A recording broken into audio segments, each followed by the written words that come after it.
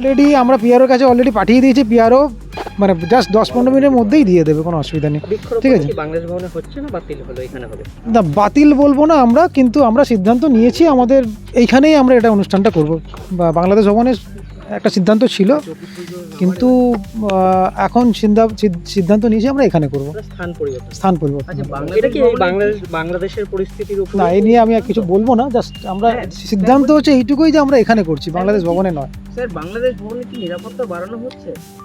বাংলাদেশ ভবনে নিরাপত্তা বাড়ানো সেরকম নয় ঠিক, কিন্তু বাংলাদেশ ভবন যেহেতু আমাদেরই একটা প্রপার্টি, তো সেটাকে কীভাবে ঠিকঠাকভাবে রাখা যায় তার চিন্তাভাবনা আমরা করছি, এবং আমাদের সিকিউরিটি তরফ থেকে সব রকম মানে চিন্তাভাবনা নেওয়া হয়েছে।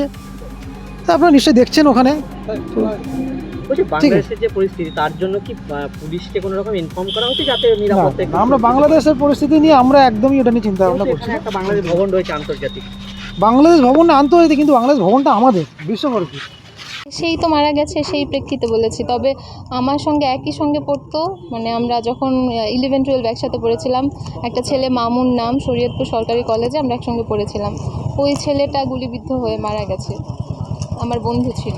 আজকে শেখ হাসিনা দেশ ছেড়েছে এবং ইস্তফা দিয়েছে, এই ব্যাপারে এই ব্যাপারে বলবো, উনি তো নিজে ভাষণ দেননি, ওনার কাছ থেকে ভাষণ আশা করেছিল ছাত্ররা, তো উনি লিখিত দিয়ে চলে গেছেন শুনেছি। কোথায় আছেন তা তো জানি না। এবার নতুন সরকার গঠন হওয়ার পরে দেশটা একটু সুষ্ঠু হোক, সুন্দর হোক, ভালো করে বাঁচি আমরা, এটাই চাইব। যদিও আপনাদের সেনাপ্রধান এখনো পর্যন্ত বার্তা দিয়েছে যতগুলো মৃত্যু হয়েছে তার সমস্ত খতিয়ে দেখা হবে এবং বিচার হবে, এই বিষয়টাতে কতটা? এটাই তো কাম্য, সেটাই হোক। এটা যদি সত্যিই করে আমাদেরকে এইরকম মানে এই আশ্বাসটুকু দিয়েছে, সেটা যদি সত্যিই হয়, আসলে বিশ্বাস তো রাখতে পারি না। সেই 2009 থেকে, মানে যখন থেকে বুঝি আজ অবধি কখনোই সরকারের ওপরে বা মানে কোনো বিশ্বাস নাই আসলে। আশ্বাস প্রতিনিয়ত পাচ্ছি, কিন্তু সেটার তো প্রতিফলন দেখছি না। এখন যদি হয়, বিচার হয় সেই খুনগুলোর, তাহলে তো খুবই ভালো, আমরা আনন্দিত হব। কি চাইছেন এখনো পর্যন্ত, যে কি বার্তা দেবেন এপার বাংলা থেকে?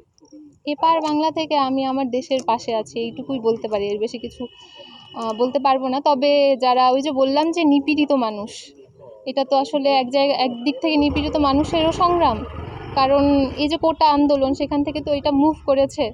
তো এই নিপীড়িত মানুষের ওপরে নিপীড়নটা যেন বন্ধ হয়, যারা সংখ্যালঘু কিংবা যারা ক্ষমতাহীন, এদের ওপরে কোনো রকম অত্যাচার নির্যাতন যেন না হয়, সেদিকে খেয়াল রাখতে হবে। এই যে কোটা আন্দোলন, যার জেরে এত বড় আন্দোলন শুরু, এটা কি কখনো আপনারা সম্মতি দিচ্ছেন? হ্যাঁ, আমি সম্মতি দিচ্ছি, কারণ কোটা আন্দোলন যখন ছিল, তারপরে যেই আবু সাঈদের ওপরে গুলি করা হলো, তারপরেই তো সেটার আবু সাঈদের সেই মৃত্যুর একরকম প্রতিশোধ বলা যায় না, শুধুমাত্র ওরা বিচার চেয়েছিল। সেই বিচারটুকু যদি তখনই করে দেওয়া হতো, তাহলে এত দূর আসতে হতো না। এই যে স্বাভাবিক যে ঘটনা এখনো পর্যন্ত বাংলাদেশে যেটা হচ্ছে, এটা কি কোথাও মনে হচ্ছে যে না এটা ঠিক হয়েছে, এটা দরকার ছিল? হ্যাঁ, আমার মনে হচ্ছে এটা দরকার ছিল, কারণ এতগুলো ছাত্র মারা গেল, তাদের মৃত্যুর পরে আমরা তো প্রধানমন্ত্রীর কাছে আশা করেছিলাম যে সে আমাদের কিছু আশ্বাস দেবে যে এই খুনের বিচার হবে বা কোনো কিছু, সেরকম কোনো কিছু তো আমরা পাইনি।